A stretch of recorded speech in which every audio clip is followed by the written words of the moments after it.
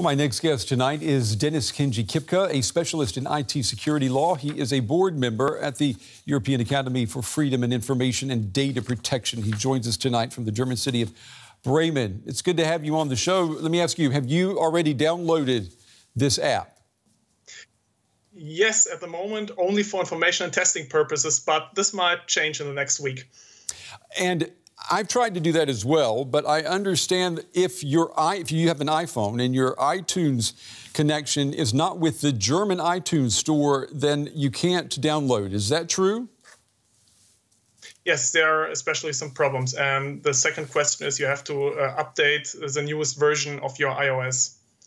Okay, so it's a couple of blockades there. Let's talk about, too, the app being voluntary. I read today that about 60% of Germans would have to download this app to effectively trace and track infections. Do you think this app should be mandatory? In my idea, the question is here, how does the state check and sanction this if the app would be mandatory? So this normally would require access to every smartphone, and then we would be in a surveillance state, of course, and no one wants that. And afterwards, also, the app would be a violation of the Constitution in this case. Mm-hmm.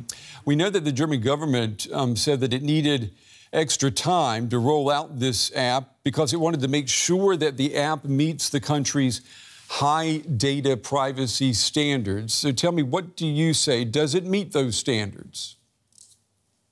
Yes, generally spoken, I would say that this app meets these standards. This is basically the reason because the app does not process any personal data at all in the normal case, so that the European and the German data protection law does not even apply for the case of the app use. There is an opinion poll that's just came out that shows less than half of the people in Germany now are willing to use this app. In April, more than half were willing. Now, less than half are willing. How do you explain that? And are people right to be concerned that the app could be used to basically, keep track of their movements? I know that there are some concerns about that. But at the moment, there's not really a situation to be concerned because the app is just one building block to fight against the pandemic. And compared to the situation that we had 2 or 3 months ago, the situation had changed. It is not that acute anymore. Mm-hmm. And if less than 50% of Germans would download the app, in my opinion, this would already be a great success. Okay. We know that the German government says that the data is anonymous. It is only stored on your smartphone. Let me ask you, though, as an IT security expert, you know that systems can be compromised, right? Yeah, you cannot be 100% sure that a system cannot be compromised. This is a fact.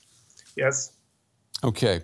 Well, let's hope that that doesn't happen. Dennis-Kenji Kipker joining us tonight to talk about this new warning app here in Germany to help stop the spread of the coronavirus. Dennis-Kenji, thank you.